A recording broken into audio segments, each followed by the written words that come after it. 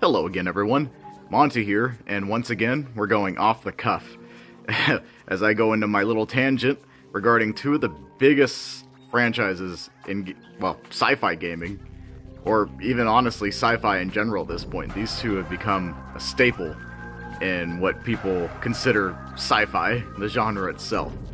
And it's kind of crazy to think that both their works originally were derivatives from big movie IPs, and they took those ideas and ran with it and did their own things. But point being though, as of this year, over the last couple of days, both these franchises had a special 20th anniversary happen for two, literally, two specific games that are number twos for both of their franchises.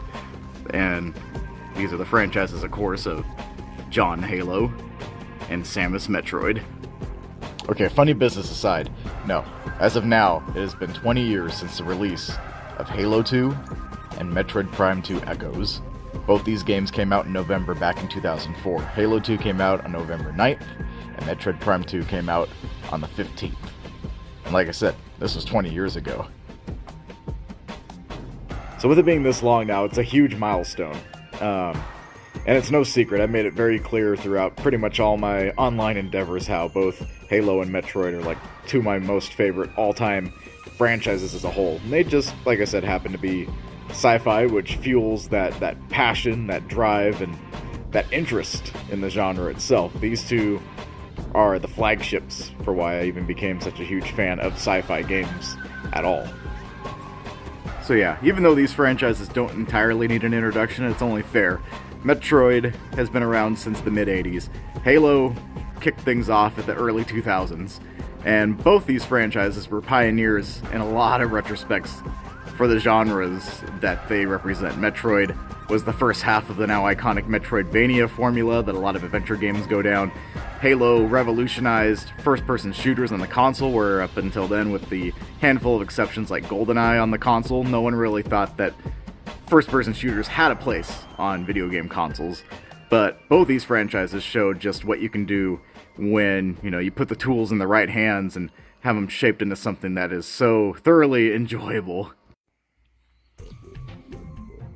So to get back on track here, celebrating 20 years of Metroid Prime 2 and Halo 2 isn't the only point of this, basically this thing of me gushing over the games. It's also 20 years since I actually became a fan of these franchises proper, because I didn't own Halo until Halo 2. Halo 2 is how I got into Xbox gaming and became a fan, because Halo 2 was the first one I owned. I played the first one, but I didn't own it at that point. I was just playing it at a friend's, but Halo 2 is how I actually got into Xbox gaming. And then as for Metroid, I had the chance to play Prime 1 on the GameCube, because I owned that. And also the Game Boy game, Metroid Fusion, that came out, and was already familiar with Samus at that point, thanks to the original Smash Bros. Wondering, who the heck is this? It looks like a robot. Not knowing, and then learning over time just what was going on. So, yeah, 20 years ago is when I actually became a real fan of both of these franchises. And it's kind of fun to look back, because this was during that phase where console gaming was basically like the competitive console gaming scene was so hyped up the way that it was. Very, very much so in the sense of like, oh, which one's the best? I mean, you still see that to this day, but back then, seeing like the magazine coverage dive so heavily into it and make it such a staple of what was going on. Like even this GamePro article shows like, you got the Halo 2 versus Metroid Prime 2 and Killzone, Xbox versus GameCube versus PlayStation 2, who will win? So it was being very hyped up back then. And then you actually had like actual Game Informer articles covering like, the first looks at these games when, prior to them, leading up to their releases. So you got like a little note about, you got the first screenshots of Prime 2 and a full article covering, the development of Halo 2. And then shortly after, you actually had a Game Informer covering Prime 2 specifically. And then, would you look at that? A PSP back in the day of the future of handheld gaming at this point. It's crazy to look back on. But they were very monumental at that point. Prime 1 was a huge success for the GameCube and for the Metroid franchise. Halo made Xbox a household name for anyone that wanted to get into FPSs, and then also just Xbox gaming in general. So there was a lot of hype and expectations for both of these games to see just how they would carry things. And both did, certainly in their own ways, but Halo 2 was definitely the more successful of the two. When Halo 2 launched, it brought with it a bunch of new features, including the fact that Xbox used it as the platform to push console online gaming, which at that point was really only a standard feature that you'd expect to see in PC gaming at that point. But thanks to Halo, it pioneered the actual console online experience through Xbox Live and made it a staple that to this day it still has made waves through the industry. And it was a blockbuster hit, like I was saying. Both it and 3 were, but 2 certainly was like the big pioneer. And it was far more successful than the original Halo, where on the flip side, Metroid Prime 2, even though it was successful, definitely did not do as well by comparison, compared to the original Metroid Prime, which is a real bummer in its own right too, because, you know, both these games, both these franchises have a lot of common ground when it comes to certain elements. And obviously, as like a mainline consumer, that's not a priority, but as someone who's invested in both these worlds, such as myself, I think that was always one of the very satisfying things about playing these games.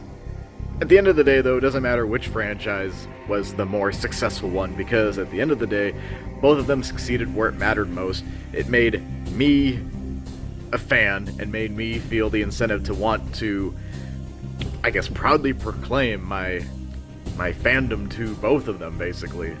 Like, it's been fun throughout the years collecting these little miscellaneous pieces of merchandise and, you know, just making it very evident just how much both of them matter to me as a fan and the impact that they had on me in general. Which, of course, a lot of it was thanks to just the overall design of both franchises' heroes. The looks for both Chief and Samus were things that got me hooked 20 years ago. It was the first things that got me hooked and wanted to know more about them. Just their overall designs, the power armor that they wear, the very anime-inspired design elements, the sleek yet bulky aspects of it. It just radiates just so much design that's just captivating for someone like me. Can never turn down a really cool-looking power suit. That being said, too, it also helps that both characters are in such wonderfully immersive environments. Like, Halo and Metroid are just some of the most atmospheric and immersive and tone-setting games that you could ever play when it comes to just that ambience and just general feeling like you're actually involved in some alien world, whether you're exploring Talon 4 or Ether or Alpha or Delta Halo or even the Covenant Holy City of High Charity. It's just, and in this period, especially 20 years ago, these two designs became my favorites. When Halo 2 introduced this style of Mjolnir power armor with the Mark 6, and then when Prime 2 decided to take that iconic Varia design and rework it into something that was a little bit more of Retro Studios' own design, these two were my favorites. Just the shape of the visor, just the overall profile of like Chief's helmet, Samus's helmet. It just, oh yeah. The closest thing I'd say to it when it comes to like being a fan is how I fell in love with those designs.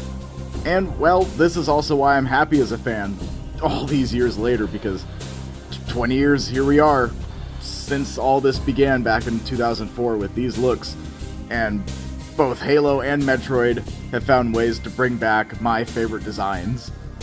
We got this style Varia suit that became very famous thanks to Prime 2 and Prime 3 being brought back for the 4th game when it drops next year. For the 20th anniversary of Halo 2, they actually brought in a modernized version of the Mark 6 to Halo Infinite to play in multiplayer, and I'm just so thrilled to see these designs because these, like I said, were my favorite looks that both characters had. So seeing modern day interpretations of them with, I guess you could say, the latest technology and higher polygon counts, extra texture detail, they just look phenomenal. And for someone like me who just really likes the look of the actual armor designs themselves, getting the chance to actually compare them to see which things stayed the same, which things got updated, the little subtle differences between both sets, for me, that's just been a treat. because it's like, oh, they brought it back, but what did they do to modernize the design to make it a little more practical, or to give it a little extra, like, sci-fi power armor touches to make it feel more like, you know, grounded or realistic in some fashion. And that's why I've been, you know, off and on whenever I've had the chance, you know, breaking down the little details, like, what did you do to the, like, the little mouth guard here, adding the extra bits, or the little nose. We're seeing the profile of, like, the back of the helmet for Samus, and how it lines up with the current profile now versus then. So, yeah, I've been eating this up a lot. And as a fan, I'm happy to see these designs not only remembered, but preserved thanks to modernized interpretations of them. So it makes me happy to know that these designs are still relevant 20 years later thanks to the recent stuff with Halo Infinite and then Prime 4 around the corner. And looking back, yeah, you know, with the Prime games, Metroid proved that it didn't have to be just a 2D action-adventure game. It could also thrive in the first-person genre. Halo proved that first-person shooters did not have to be PC exclusive, that they did have a place on console games. And yeah, even though things are a little bit different these days, back then Halo was the king, far more successful than Metroid. Nowadays, Halo's in kind of a weird spot, and Metroid hype has gotten much, much bigger thanks to Prime 4 on the way and, well, how well Dread did, and also the remaster to Prime 1. But it doesn't matter to me. Both these franchises did what they needed to. I think I'll be a fan for another 20 years at this point. So, with all that gushing aside, happy 20th anniversary to the big twos in both these franchises. And whipped up a little something as a tribute to both. If you're a big fan of Halo and Metroid yourselves, I hope you enjoy it. And that's enough rambling from Monte here. It was a lot of fun. I'll see you on the next one, and until then, farewell.